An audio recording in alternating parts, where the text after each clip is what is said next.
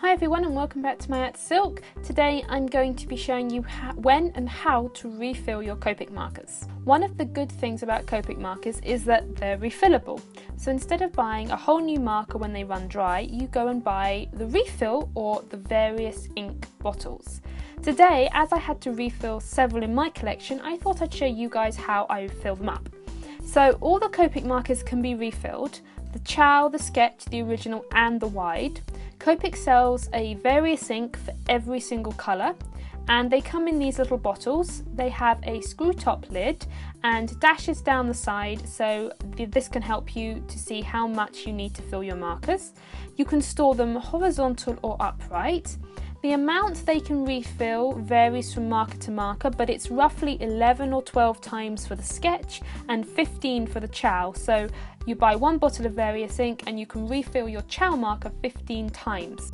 So how can you tell when your markers need refilling? When using the brush end, you will probably find that the ink is feeling dry. It's a little hard to describe, but you can definitely feel the difference between a juicy marker and a dry marker. And you'll find you're having to press much harder on the nib to get the ink out as well. You might also observe pale patches appearing on the nib. As you run your chisel nib along the paper, if there are no streaks, then the marker is full.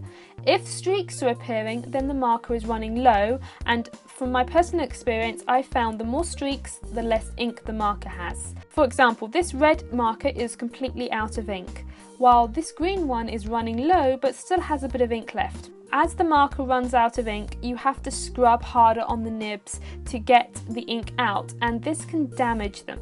So it's much better to refill your markers before you start hurting the nibs. It's very simple to refill the markers. You're going to want to lay out some scrap paper or paper towels out before you begin, as this can get really messy. Also, double check you have the right colour, because it's very easy to put the wrong ink into the wrong marker. You can drip the ink directly onto either of the nibs. This can take a while and you need a very steady hand to do this, and then you have to wait for each ink drop to seep into the nib before you add the next one.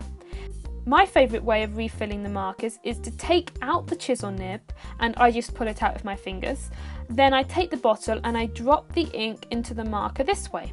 Again, you need to be careful when you're doing this. It's not a quick process. You need to take your time and do it carefully.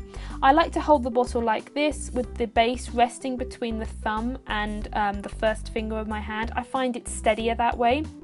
You could also use an eyedropper, and the Copic company does sell a special attachment to help you refilling if you find that your hands are not steady enough. You want to make sure that you don't overfill your marker, because that can be messy and it can be blotchy and you just don't want to do that.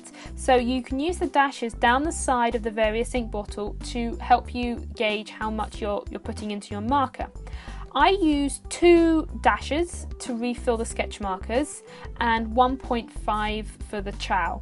Sometimes I vary it depending on how much ink the marker has left. So if the marker is running low but not out, I may put less in, but it's always better to underfill rather than to overfill. Once filled up, you replace the caps and leave the marker to sit for a few minutes, and then it's ready to go.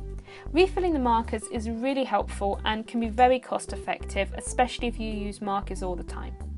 I hope this video was helpful, and if you have any tips or tricks yourself, please feel free to leave them down in the comments below. All the tips I give in these videos are things I personally find helpful. They may not be the only way or the right way to do something, but it's the way that I use. So please remember to subscribe if you'd like to see more art related videos, tutorials, reviews and more, and I will see you guys next time, and have a great week.